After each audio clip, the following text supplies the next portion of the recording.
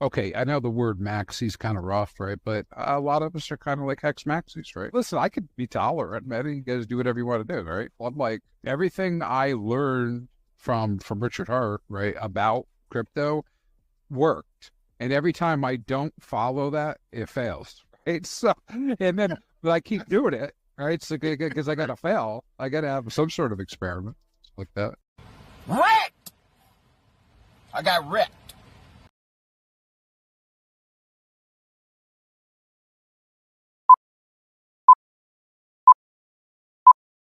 Boom.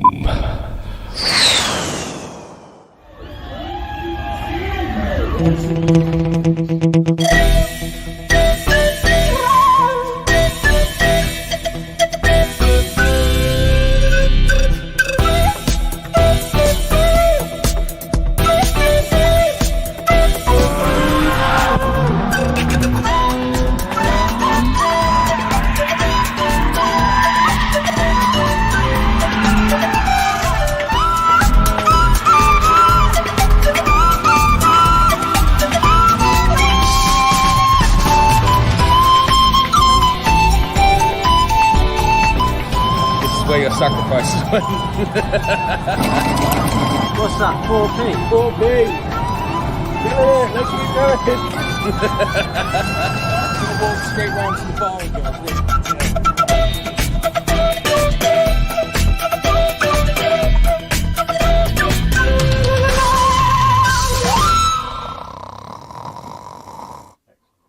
Fuck's sake, fucking lightweight.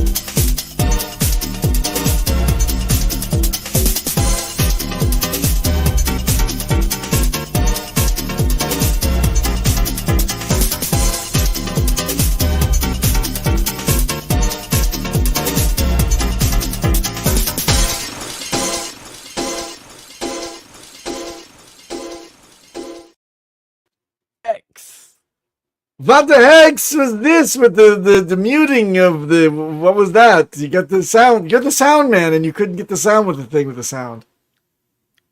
Did I?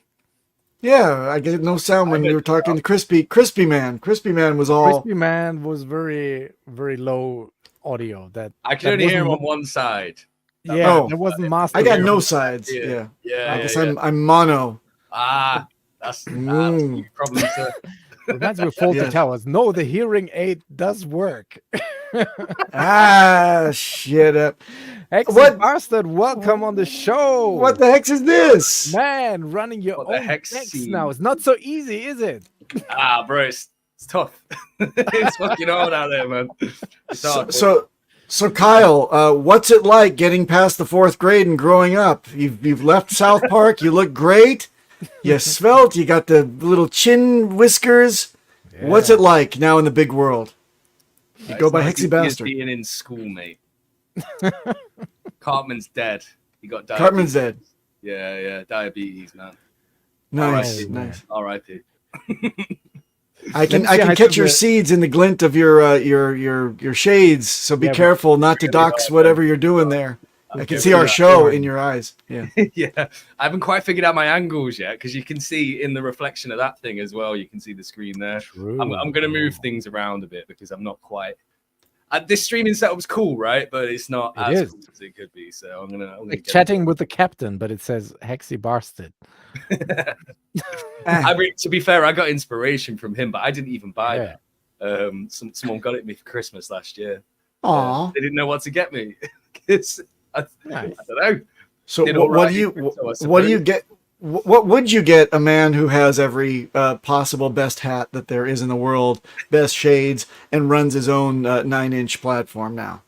I don't know, man. You are right about the shades, though. These are fucking Gucci, mate. They were expensive as hell. Gucci, Well, Ray-Bans, motherfucker. I've got some Ray Bans. I've got a few Ray Bans. I've actually probably got about 30 of these hats now because we bought a load for the film as well. So I already had about 10, and then we bought like another 20 for the film because we got random people to like wear them in different places and shit like that. So yeah, you're gonna see a lot of random people wearing this get up on the Monster Stakes. I had one of these when I was in high school. I got a bad haircut, and I came back into the salon, and I donned that hat, and I said, I guess I'll have to wear this until this shit grows out. So that became my thing in high school too. So we are simpatico with the hat department. Very nice.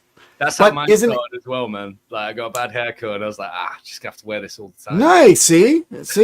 But tell me, it must be rotten during the summer. But now that winter's coming, you're laughing at others. Or where are you geographically? Is it winter for you? I'm in the UK, and yeah, it's fucking cold out here now. But I tell you what, you're right about summer. But when I was in Dubai, mate, I swear down trying to wear this out and about in Dubai, it was like 48 degrees. So I'd Yeah, have you it did on your for like outrage a minute. marketing skits. Yeah. that was fun. That was fun. But I would literally wear this hat for about 30 seconds, and my head would just be like pouring with sweat. It was kind of gross. I'm not gonna lie. I looked like And they don't. shower when I took it off. Yeah. And a little spoiler: these hats do not wash very well, so you can't like just throw them into the washing machine.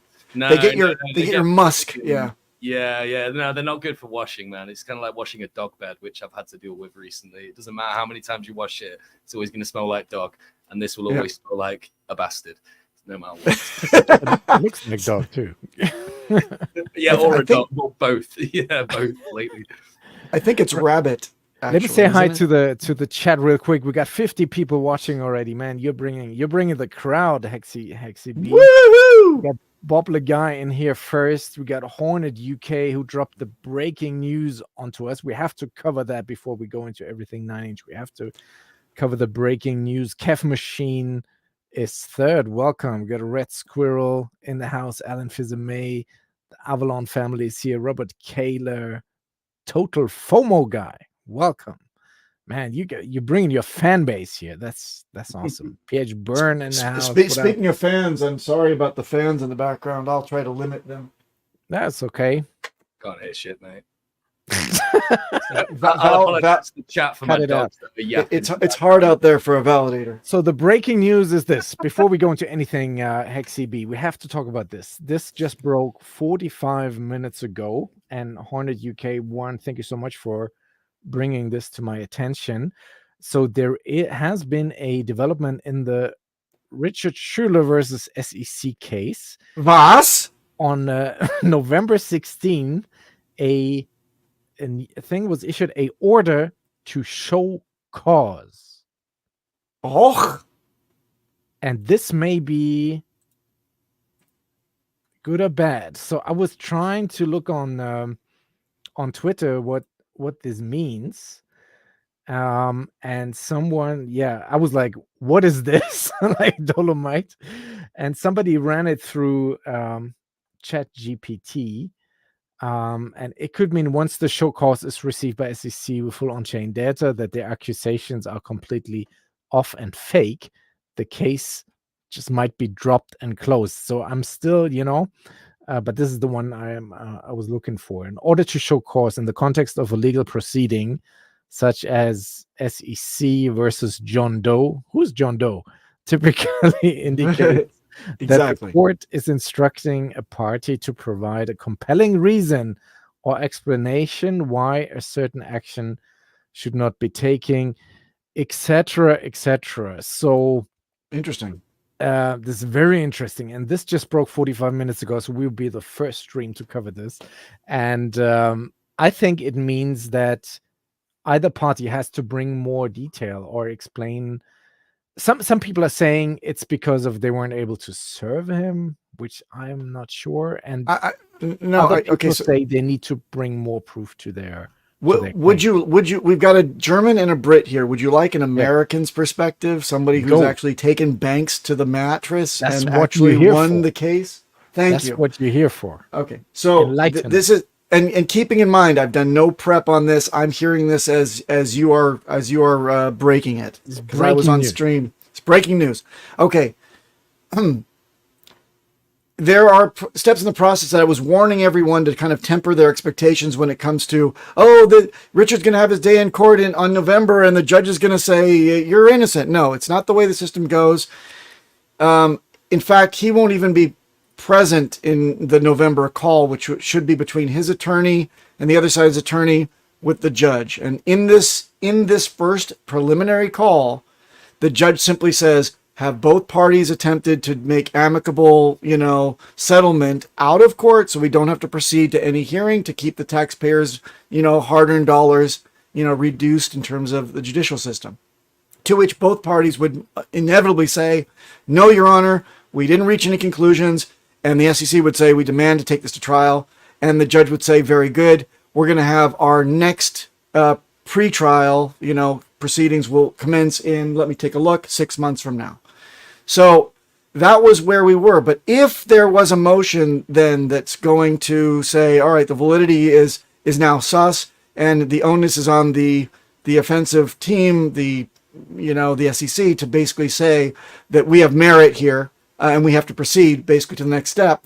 They've leapfrogged the next steps. They've saved like 6 months in the process. Now, if the SEC stumbles and fumbles and says, well, we've got this one guy's testimony, which is unsubstantiated, and we have reason to believe that this was a security and it falls under our purview, and we're going to also continue doing this, they can force it to go, again, the wrong way.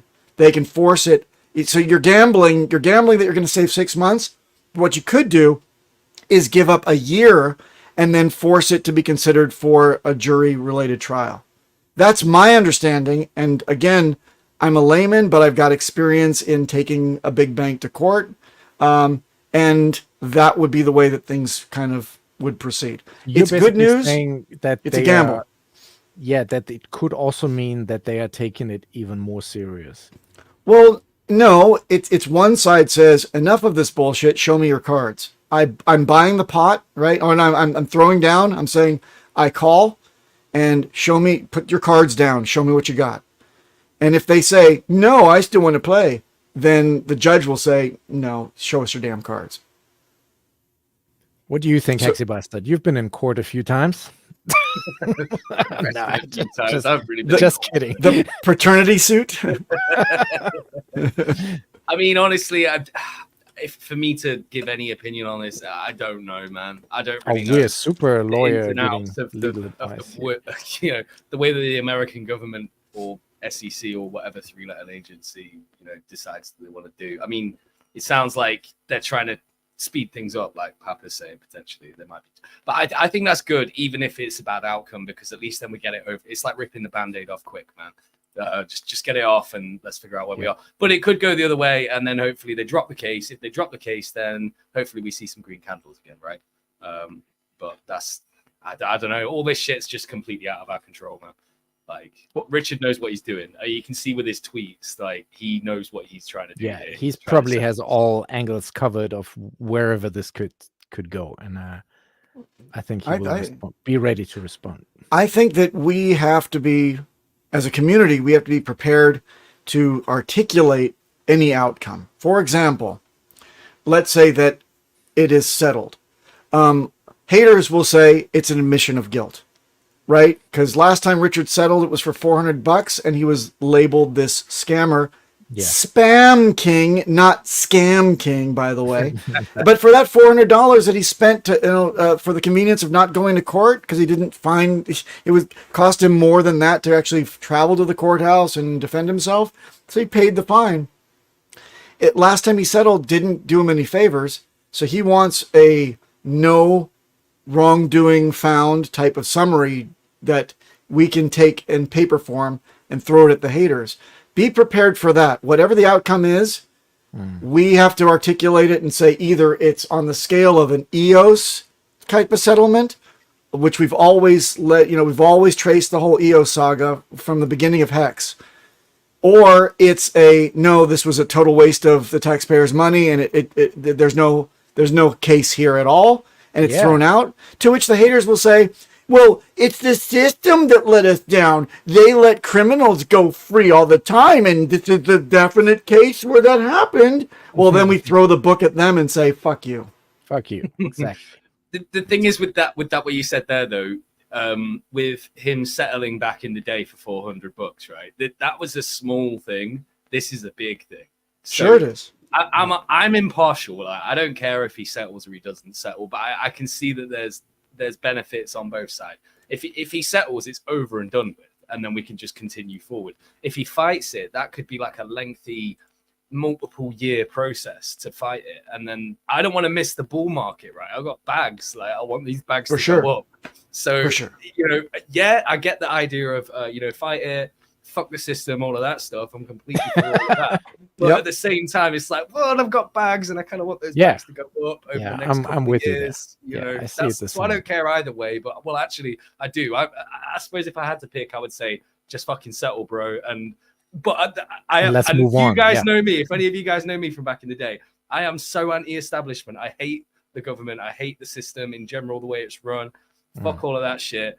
But I've got bags now, so I'm a bit more biased. That's all I'm saying. Play nice, but let us cash out, and then we can wage our protests against the system with big bags of our own. So I understand that concept. I get it.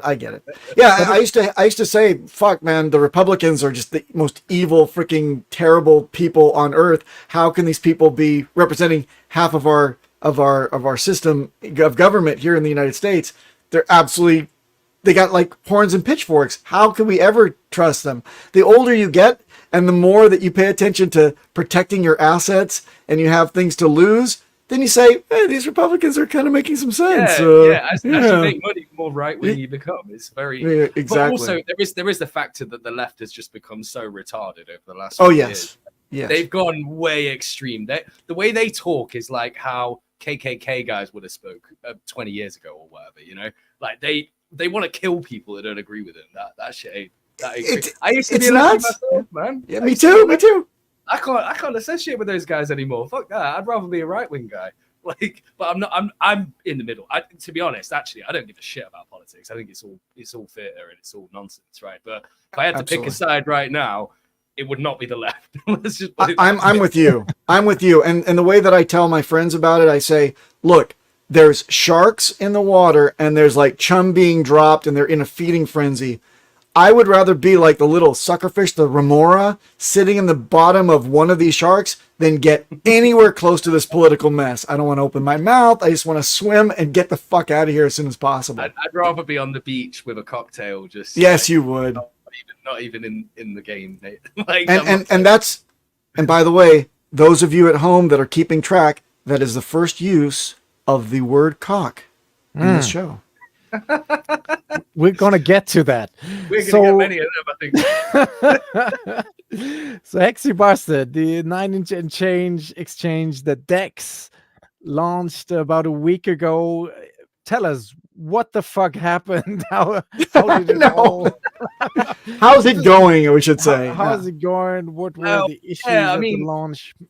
Like, look, man, there's no point in, I always say it how it is. We had some fuck ups at the launch, man. It was all front end fuck ups, but so all the code is completely fine and everything's working exactly as intended.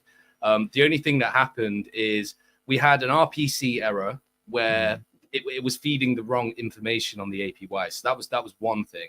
So the APYs were like magnified by like 4x for a little while. And then the second thing is we had like a really, really bad DDoS attack, which spanned over a number of days. And we did have DDoS protection in place, but it wasn't good enough to deal with this. Like this was a big, big fucking attack. Someone came after us hard on this one. And that meant that for a few days we were kind of up and down in terms of the front end working. I mean, generally we were up, but there was the first time it happened, I think we were down for like 4 hours, which is not good. That's not acceptable. I'll be the first guy to say like, yo, that is not acceptable at all. But the thing is, it wasn't because it was poor code or something. This was like an actual active attack, and probably I heard some rumors that it's coming from within the Pulse chain circle, so not even outside. We have hackers suspicions. We have suspicions, but that I'm you can FUD and you can be not happy with 9-inch or whatever, but if you're from this community, and then I'm thinking like to block another man's game is a shame. Like, do you really have to resort to that kind of stuff just to prove a point? I think that is very bad. There's plenty of meat on the bone here, guys. Like, there's so because people have money on the line there. Other people who are completely innocent with that. So I read this completely differently from a security perspective. May I weigh in for just a moment? I think you've made it when you're subject to a DDoS attack. A DDoS attack is not a free type of action. It includes a lot of investment in the back end. You have to rent the amount of pings that you have to actually hit the server with. Somebody invested time and money to attack you over 4 days. That's a very expensive endeavor now. Trying now, mate. I think that's good. That's great. Well, that actually validates 9-inch in a matter of speaking as an actual place that people, and it ups your game in terms of security as well. You've realized that your DDoS attack, anti-DDoS type of stuff, it needs to be leveled up. Thank you very much for the wake-up call from the attackers. And you can obviously subscribe to more robust methods to be able to, to fend off the DDoS attack. It's a very basic maneuver, but it really, more than anything else, it validates a 9-inch as something worth attacking. Yeah.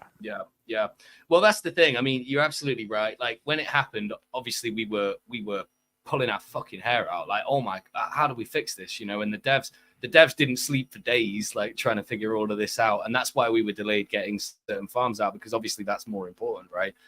But you're absolutely right. People coming and attacking us like this and trying to, I don't know, do whatever they would.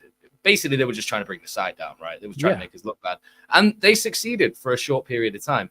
But I'm very happy that happened early on, while, it was only like 3 days after we launched that they did this. So I think it's fine. People are going to forget that even happened. As long as it never happens again, which now we have got like the absolute best of the best, things in place. I think it's like Cloudflare and a few other things that we've got in place. We're not just using one system, we're using a few. I don't want to get into technicalities on that because I don't actually know what it is that they're using, but they've just gone out and they've got the best of the best DDoS protection. And also we've updated a few other like back-end security protocols. We've got a few guys on board that we added new people to the team essentially that are going to help with this kind of stuff. So yeah, it's bad that it happened, but it's about how you bounce back, right? Like every product that launches has the odd little niggly problem. It just so happened that, I mean, our front end going down is not the worst thing that could have happened. If there was a problem with the code, that is the worst thing that could have happened. But it's not. The front end is fixable very easily. I got a question because, I mean, and let me be honest and upfront and transparent with everybody that's watching. I sacrificed for 9-inch, and I'm very happy that I did so. I'm happy that I did so. You're a traitor. No, I'm very happy that I did so. And there's not a lot of projects that I get excited about. I like the fact that there is a niche market being carved out with a home, with a trading platform that entices creativity and people not taking themselves so seriously. And I like the cut of your jib, HexyBastard. You and I see eye to eye in many different ways, that more than you know. I mean, the whole innuendo thing is just, it's a lifeblood of somebody that wants to, keep things light and airy and fun. And I really like that in your project. Man. Everything's too serious in crypto, so it's too fucking serious. Yeah, exactly. And so look, I just wanted to know, the most important thing to me, and I don't consider it an investment, it was a sacrifice. I'm happy just to see what you guys do. Is what's the plan for the outreach? Because bringing others from outside of our community in to be utilizing Pulse Chain and your platform is exciting and new and fresh. What's the next step? What's the next big push? Who are you targeting? What's your vision now that things have rolled out? I know from a founder's perspective, you just want to collapse after things go live, and you want to just free your mind and start to think about the next thing. But because it's very critical that you start to really do the work. It isn't the website, it isn't the platform that's the big, hard, heavy lift. It's getting communities to pay attention to it. So what have you got up your sleeve? So, I mean, at the moment, we haven't even launched any meme coin farms or pools or anything yet. So we've got a list of a few communities that we're going to target this month in terms of like just bringing new farms and pools in. One of them I've already confirmed is going to be the Pepe guys, because there isn't really much going on ETH in the meme coin space right now. I've heard of another one called Bobo, which is doing okay. But other than that, there's nothing really happening. So we're just going to go for like the big boys. The way that we entice these guys in is just by offering really good yield on the LP pairings, and we're working on getting listed with Matcha and 1inch and CowSwap at the moment. So if that all goes through, as long as we can attract liquidity, we don't even need people to hit up our network. Our platform, sorry, we don't even need it. Like if we've got thick liquidity for something like Pepe, these routers are gonna go via us anyway. So the first step really is just to attract liquidity. And that's why we're really kind of going after the Hex community at the moment, certainly on Ethereum. Because if we can get thick liquidity on Ethereum for EHEX, that's like the first domino that I want to knock down. Because there's no reason for you guys to use Uniswap anymore. Like we've created something better than Uniswap that you can go and use. And you actually get paid just for staking your liquidity on there. I'll have a quick look now. If you stake ETH Hex liquidity, let me just find it. Sorry, one sec. You're going to get Ethereum Hex liquidity. So a lot of guys listening to this show probably do this on Uniswap anyway. You're going to get 215% APY in the form of the BBC token. That's pretty damn sexy, man. Like, because that means that if you've got LP in place, you might be doing that because one, you want the fees, but the fees are minimal, to be honest. Unless you've got millions of dollars in there, the fees are quite minimal. But you can go in there and you can stake that LP and you're going to make a guaranteed 215% APY. Obviously, that depends on what the BBC price does.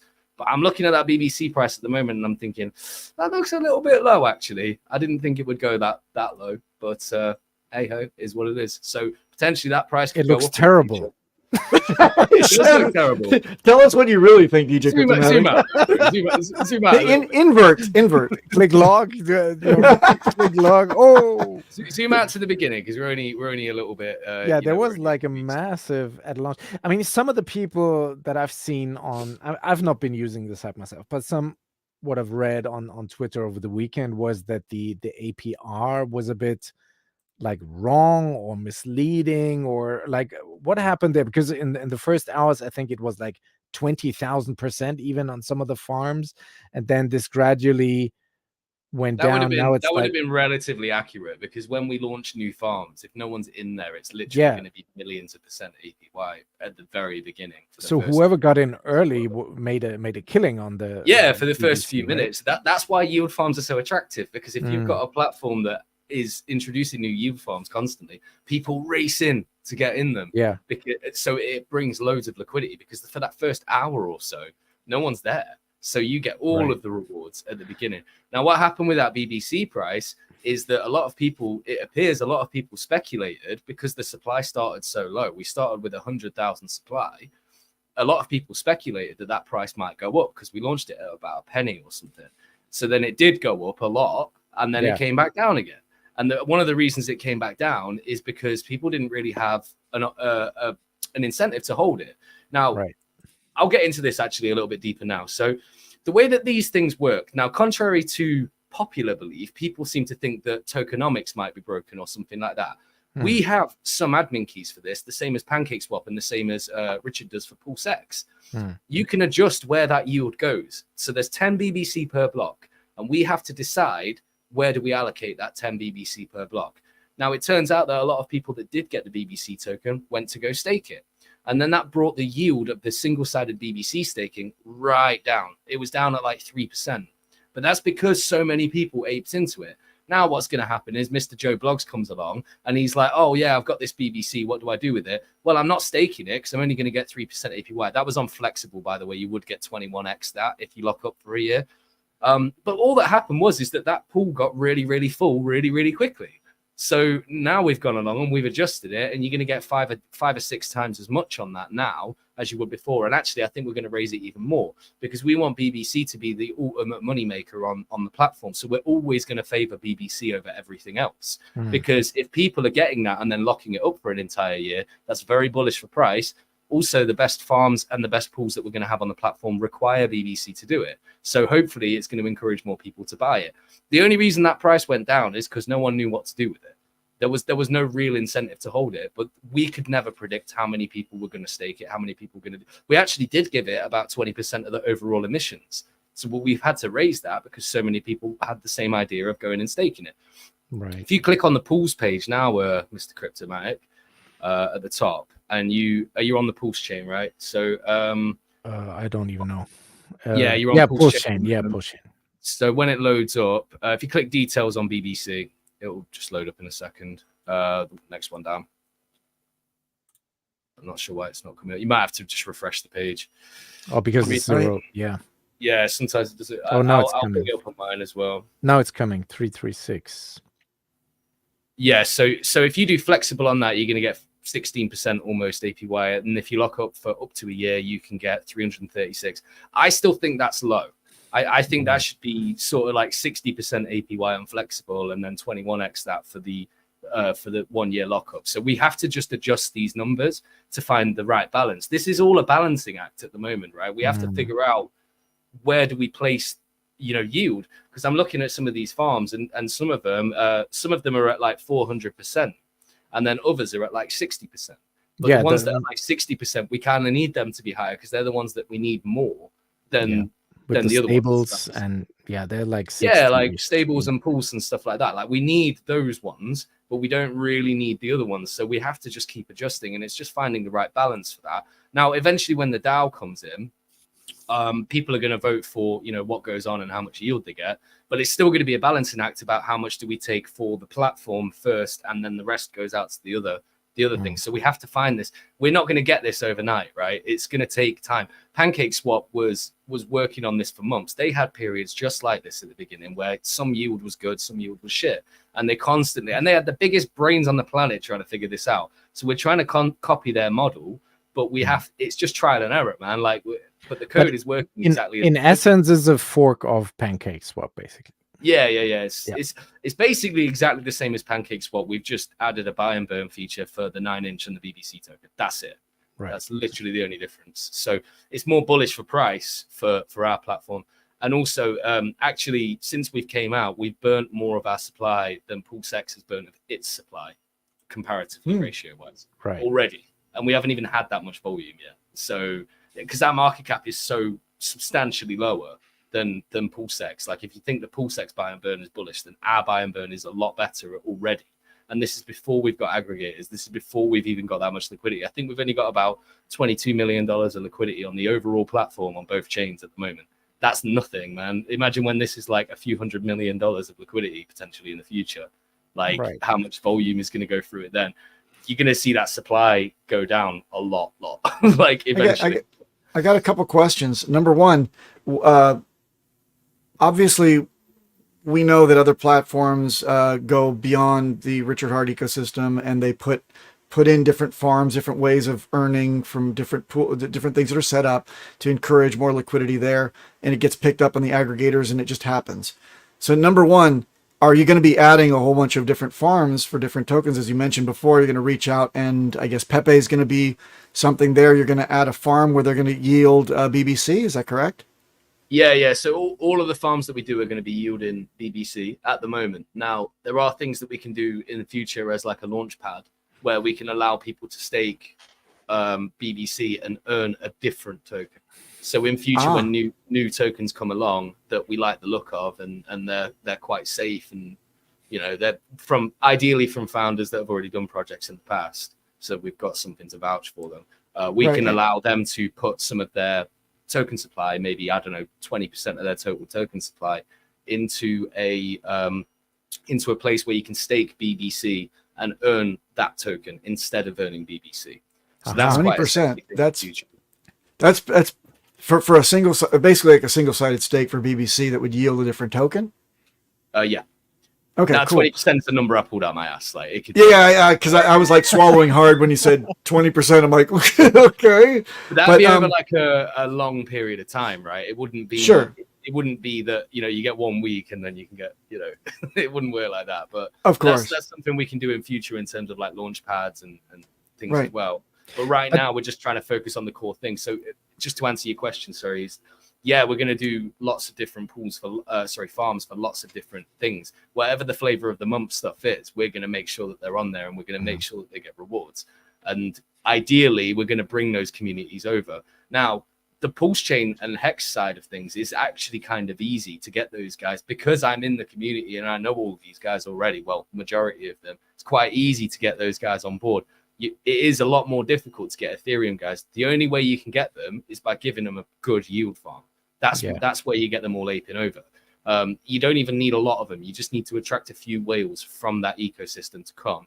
And then without even knowing it, when people go and buy shitcoin anew and use 1inch to do it, hopefully that routes via us because our liquidity is better. But not only that, our fees are lower, and our gas fees are more optimized than Uniswap. So there's 2 reasons why the aggregator might choose us. Even if the slippage is slightly worse, it might still be mathematically beneficial to use our platform instead of Uniswap because it's cheap. Yeah. But that is then also a very subtle way to shield them Pulse Chain, while they are on the Ethereum side of it, right? Well, Pulse Chain is our default network. When you load up 9inch.io, that is the first network that comes up. It's exactly. Pulse Chain. You can swap to Ethereum, and we might even introduce new networks later. There's no reason that we can't be on every chain, in all honesty. We could even bring in cross-chain swaps and things like that later, like quite easily. Well, it's not easy to do that, but we could do that. Absolutely. So, yeah, there's a lot of things that can be built on top of this. All we're trying to do right now is just get that core infrastructure perfect. Well, as close to perfect as we can be. Make sure that all the yield farms are paying out decent rewards. Make sure the BBC price is stable and ideally going up a little bit. And make sure that the 9inch token goes up, and then we're laughing. Like a lot of we haven't even brought in all the features yet, like the DAO for the voting and stuff like that. That's gonna. I think that might pump the 9inch price a little bit because people are going to be aping in to get their votes in. Right. I got a second part of my question, and this one, I got to be very careful the way that I term this, without any expectations, without any, commitment to use any funds that may be your own or otherwise. It would seem that you're rather well equipped to be able to acquire large positions in tokens that you feel have promise on the Ethereum and the Pulse Chain side. And then you could just add your pools without even involving anybody else. You could adopt an entire portion, let's say the 20% stack, and then offer this on your platform without consent of the community. It may have a really good positive impact because the aggregators will pick it up as a huge liquidity pool that you set up on your own, or some big fan of that community can also set it up on their own. So both of these things could be considered very beneficial, or they're also kind of attacks viewed by the community. Do you think that that's something that you would ever want to do? Just take it on yourself to say, oh, this shitcoin of the week, or sorry, shitcoin, this meme coin of the week is got promise. It's got a following. We love it. And one of our core founding members is really hot for it and has a massive bag. He's going to dedicate that to the platform, set up a massive pool, and we're going to add on 9-inch on there to make a pair, and boom, it's going to be picked up by the aggregators, and we got liquidity. Well, do you think it's kind of hard to answer that? Because if I said, now one promise I have made to the community, right, is that if I'm involved in stuff, I'm not raping the rewards on it. Okay, I shouldn't have said that word because it's YouTube. Sorry. I'm not going to be doing that to the rewards. Like, it's not my point, right? Like, I'd rather the rewards go out to the community. Now, in terms of buying up new coins and then putting them out to other people, if I'm completely honest, I'm not sure if that is something that I would want to do.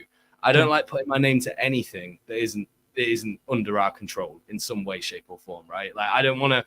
That's why you don't see me talking about other meme coins on Twitter. I'm involved in a few, but I never mention their names. I never talk about them. And yes, we might promote them on our platform, but you'll never hear me say this is a good idea or this. No, I wouldn't hold you to that. Certainly, I wouldn't need an endorsement. I won't endorse anything that isn't my ecosystem. Just straight up. Now, if you see it appear on the website and it has got a yield farm, then you might assume that either me or the team, someone on the team likes it, and that's why it's appeared on there. But they're the ones that we pick, because we are going to occasionally pick ones that we want to get on there because we want to attract those communities as much as possible. But generally, it's going to be decentralized, so people will come along and vote for stuff that they want to see on there. We're probably just going to have a small allocation that we play with. So if this new random coin comes along that looks quite good and we want to leech them early, and I say leech as in the nicest way possible, right? This is like the friendliest.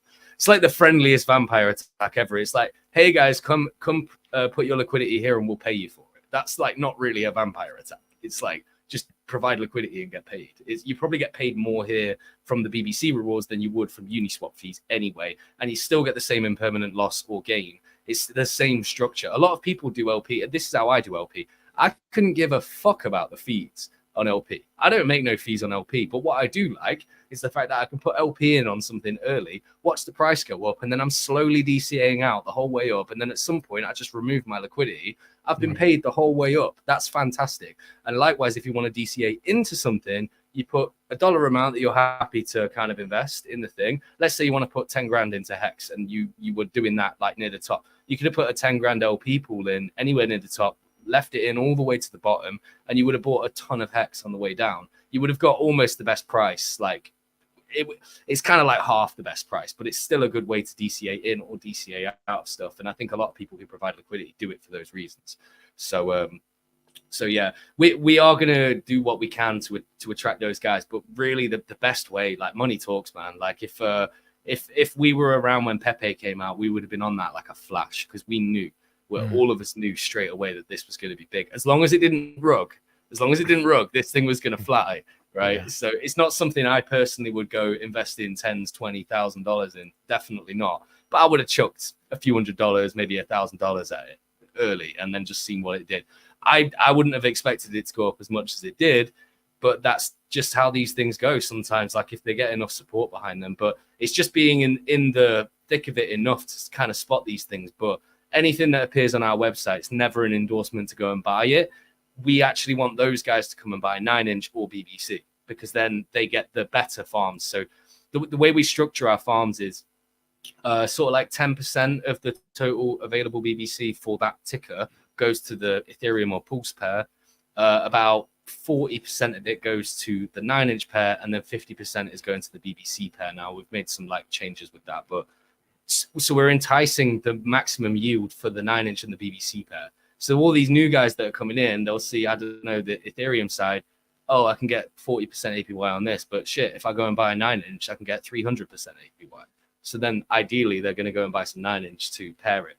And then it makes the 9-inch liquidity thicker as well, which means that if we're bonded to the next Pepe that comes along and that goes up 1,000x, it's going to drag us up a little bit as well, just by default, by being paired with it. So that's our aim. We're just trying to like play the liquidity game as much as possible. And We're Right. not going to put a coin in if we think it's going to do shit. Let's put it that way. Can I say something real quick? Because if I put on my hex only hat for a minute, because this is really a hex show. We don't even talk much about pulse chain on this show. So why can you explain to me why people are doing this farming stuff in the first place? Because if I look at these farms, all I can earn is BBC, right? For now. You said there might be changes, but for now it's I don't think you'll earn BBC other incentive tokens token. on farming. It'll always be BBC that you earn. Yeah, on farming. if you are on the Pulse exchange by Richard, you earn the ink token. But then this is the BBC chart. And if I look at one of your zoom out. No, yeah, click lock. If I look at one of your competitors, this Daytona Finance, right? Even looks almost the same. Maybe it's also a pancake swap fork. I wouldn't know. I think that one's a GooseFi. Okay, fork, but which is but similar. the point I'm trying to make is that here all you can earn is Tony, and this is the price chart of Tony. Yeah, but bro, why don't you show the ink chart? Like, yeah, it looks similar. But the point is it not better to just stake hex and earn your hex on a daily than engaging in farming? It doesn't matter what the price earn is. the incentive token. I mean, obviously it's great if you're in something where price goes up, okay? But it doesn't matter what the price is, because at that price you're still earning on ETH Hex right now. You can earn 200% APY for having your liquidity in there anyway. And there are guys that provide liquidity that might just decide that they want to do it here instead because they get the additional 200% APY on top. Doesn't matter what the price is. You can go and harvest it and dump it every single day if you want to. Or you can go and compound that into single-sided staking and make even more money. It doesn't really matter what the price is. A good chart to look at would be the Cake chart. Can you bring that one up at some point? Because Cake did a very similar thing. It went up a bit, then it went down, and then it was like flatline for ages. Then it shot up 40x because Binance BNB on the Binance thing that chain. Yeah, BNB went up a lot, and its liquidity was bonded with BNB, so it didn't go up as much as BNB, but BNB did go up, so it dragged it up with it. And that's how we like the liquidity is bonded with 9inch. It's not going to go like it can't drag the 9inch price down too far, but 9inch can certainly drag it up in future. And we kind of want the price to go up in the end because as more people join the farms, the APY is going to get lower. But if the BBC price goes up, then the farms do get a bit better. I'm not sure if that's the full history chart. Cake. It looks kind of similar. This is not cake, is it? No, that's not the full history chart. This is pea cake. No, Big I'm just log. kidding. Woo! That's Let me cake. see if I can find it. You Cake might want to get it on BNB. Trading View. Let me see if I can find it.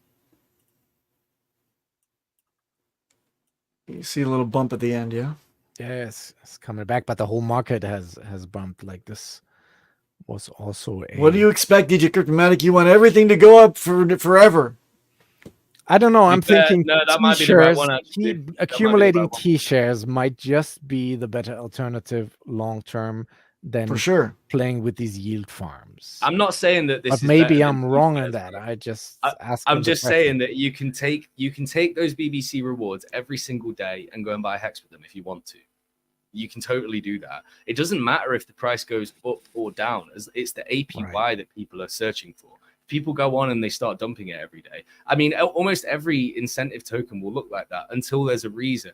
Now, there might be a reason that BBC becomes more attractive in future. I already gave you one of them. If you can stake BBC for other tokens, that might be quite sexy. And secondly, there is a possibility that we'll use BBC for something else in future as well. So there are going to be reasons that price might have its temporary pumps every now and again, but it is an incentive token. It's going to get dumped. It inflates at the rate of 10 per block. That's like 78,000 a day. That's millions and millions and millions per month. You know, it's not designed to go up in price necessarily, but it doesn't mean it can't go up. Obviously, we want that price to go up because then the yield looks more attractive to new people wanting to come in. So we just need to find that balance. That price can continue to go down. We just need like that chart looks just as bad as ours anyway. That's the ink chart. It does. Yeah, but people are still making good money on ink, aren't they?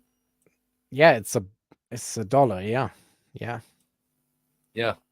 Which But you that kind of get comes to for free $85. if you happen to hold the required pair. You get this for free, and then you can sell it and do whatever you want with it. But you're still taking risk with impermanent loss on that. On that too, yeah. We have the option where you don't have to take the impermanent loss risk because you can do single-sided staking for free with essentially no risk. The code's double audited. There's basically no risk. I can't say there is no risk because you never know. That shit can happen, right? But essentially, there's no risk. Even if the front end goes down, you can go and use Etherscan or PulseScan and run the functions yourself to remove your stakes if you want to. So there is essentially as little risk as humanly possible. You don't even have the impermanent loss risk with it. So yeah, having the option of single-sided staking. Now, do you know what will make Ink go up in price when he does it is single-sided staking for Ink. And what will make the BBC price potentially go up in future as well is if you can earn like hundreds and hundreds and hundreds of % APY on it. That's why Cake went up so much when it did. Cake went up 40x in the bull market, but ever since it's just been bleeding out because it's hard to maintain the price when there's when there's so much of it being inflated every day.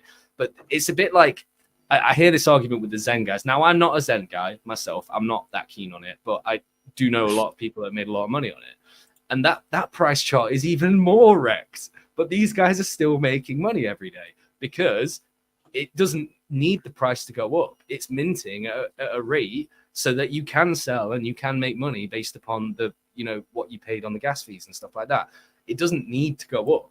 Now, what we do want is we want the 9-inch price to go up. And then therefore it's going to drag the BBC price up a little bit with it. But I don't think it's going to have the 9-inch price by the BBC price going down. Because the liquidity isn't that thick between the two pairs yet anyway. But 9-inch alone has 2.7 million liquidity on Pulse Chain. Like that's a solid, that's a solid. I think we are looking at, I'm on Ethereum right now. Yeah, so that's on Pulse Chain. Yeah, maybe it's more on the other side, but on Pulse Chain you have 2.7 here. Yeah. So it's not a small meme coin, it's a serious coin. So what again is the utility of that? So the 9-inch token benefits mostly from the buy and burn. So it gets 0.06% of the buy and burn. I think it's about 22% of the total fees go to buy and burn. We've already burned God, how much? 0.07 nearly % of the supply of the total supply. Which is not bad actually in this short space of time. There's been days where we've been doing multiple $1 million worth of volume. There was a day where we did like $15 million of volume. So if we can continue to like get a lot of volume on chain and we can keep that liquidity thick. I mean, right now we're sitting at about $9 million of total liquidity on a Pulse Chain, but the total value locked is about 14 million. That's gone down. It was about 23 or 24, but that might be because the price has gone down, right? So as the price goes up, that'll go up as well.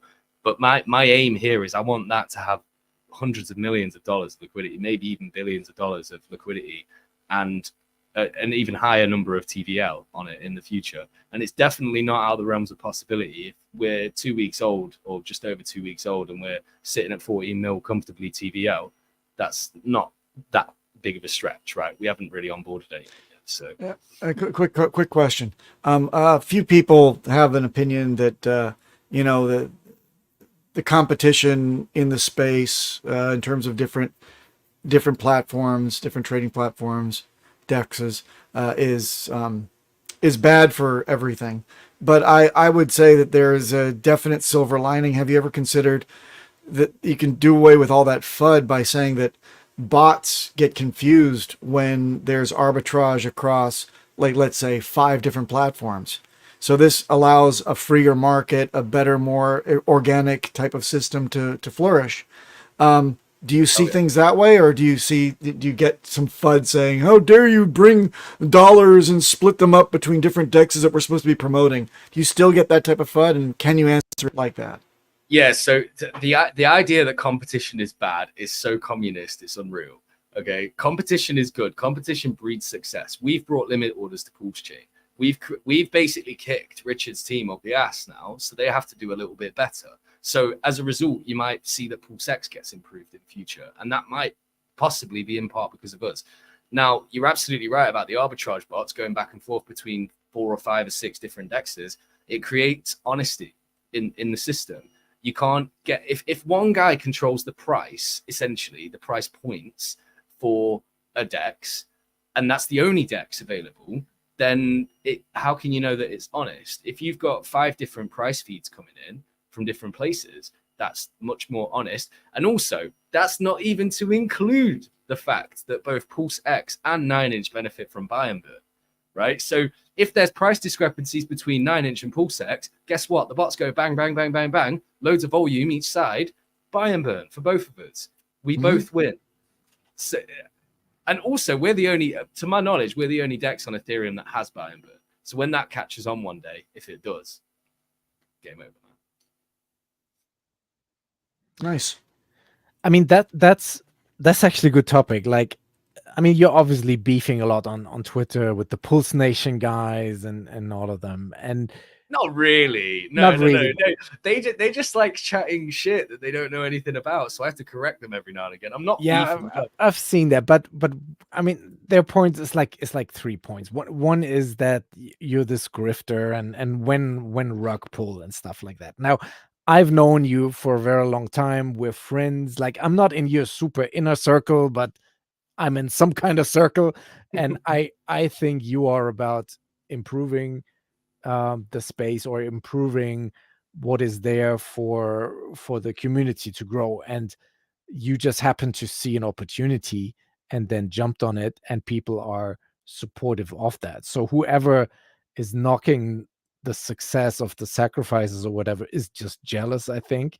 So that's not really being honest. And I don't think that you would rock pull anyone. Like, that's not the impression I always had from. Think about it this way, mate. Like, is that fair? All that money that came in on sacrifices, if I was really going to rug, would I even launch the fucking project? Like, I'm still here. And you're on camera. You're not one of these anonymous founders that we don't know. I'm half anonymous, kind of. Yeah, ish. I mean, you have to people in real protect life. yourself a little bit. Like, I know that chin anywhere. It's the dimples that get me, man. You can't hide those. And then I can geolocate your dimples. And then some of the marketing, I think you use that for marketing when you say, hey, our exchange is better than Richard's. And like, they take offense to that because Richard is like, we all wouldn't be here for Richard. Oh, yeah, So we shouldn't be disrespectful towards him because they think I'm hating on Richard. I'm not hating on Richard. Exactly. And when you say these things like, hey, we improve Pulse by giving limit orders, you're saying that, but you don't really mean that in a disrespectful way, unless I get this totally wrong. Like, you use this as an outrage. Yeah, it's a little bit of that, and it's a little bit as well. So I'm a massive supporter of Richard. I always have been. But even since my first few streams, when I basically was a baby and I knew nothing about it, I wasn't afraid to be a little bit critical of him sometimes, because I feel like there's this general consensus amongst people that do streams and stuff that they can't ever say anything bad about him for fear of he will unfollow me or whatever, right? I've never been like that. If I see something I don't like, I'll say it. But it doesn't mean I'm not a supporter of him. I see guys like Freddie Quotes occasionally say, I don't like what Richard said about this thing. And I commend that because he's not scared to speak his mind and say how he's really feeling.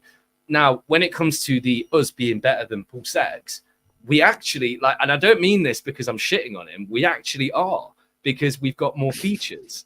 We actually are. It's just a fact. Okay. And people who say that we're, obviously he's got the user base and he's got the name, and his branding's very solid and everything's great what he's done, but we didn't need a V1 V2. We've got limit orders and we do single-sided staking.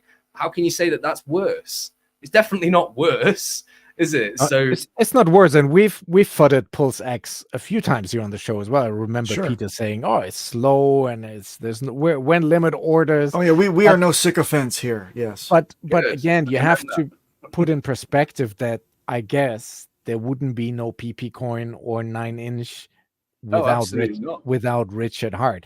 And that always it's not dick riding, but that always deserves a respect, I think, because he built this ecosystem, and like we shouldn't FUD him in an aggressive manner or be disrespectful towards him. And I think that is one of their pet peeves, where they say you're not respecting Richard Hard, and I think they need to you're fudding the ecosystem, basically. They got to read between the lines, man. Like, yeah, you got to bear in mind as well that I'm going after a different crowd here. So if people think that I'm fudding Richard, what's that going to bring?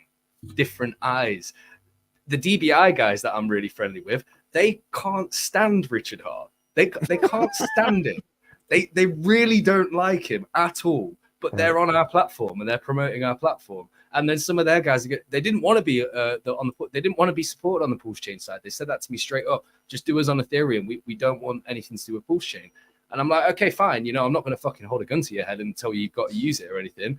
But it's still good because the native network that we use on our platform is Pulse Chain. So a few of those guys are going to get onboarded. People have got to realize that just because sometimes I say things that might be a little bit outrageous, right? I have utmost respect for Richard, man. I would love to have a beer with him one day or something. I know he doesn't really drink. Do you know what I mean? Like, I've met him in real life. You took a picture with him in London. I was there. He's a fucking gentleman, mate. He's a gentleman. I really, really enjoyed speaking to him in real life. I have nothing bad to say about him, but this is what I'm doing here is I'm trying to bring the guys that don't like him, like the guys. I'm completely different in my like approach, right? I'm trying to be like a funny guy who's a bit of an idiot and whatever. I'm not an idiot. A bit of an idiot. No, I'm sorry. I'm sorry. Continue.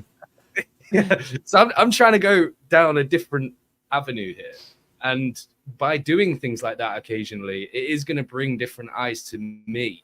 And that you were asking earlier, Mr. Boner. I love that, by the way, Mr. Boner. Thank you, sir. Of course you do.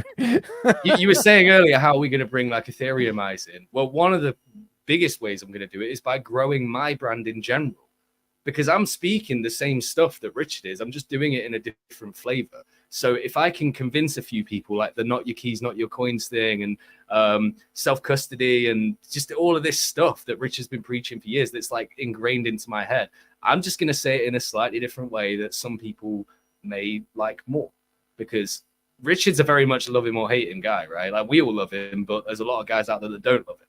And he's never going to get through to those people. So by going down different routes and different avenues, you're still going to get that message out. It just might not be fans of him that get it. There's a lot of guys in our ecosystem that attract new audiences, and I feel like I'm just trying to do it in my own little way. You're right. It is all respect though, man. I'm sure Richard laughs when he sees the newest shit that we're bringing out, like 9-inch IO, like fucking hell. I'm sure he laughed when he heard I that. hope he does. I mean, it's an homage in a way to his Red Bull can pee-pee. Yeah, like that's what spawned exactly.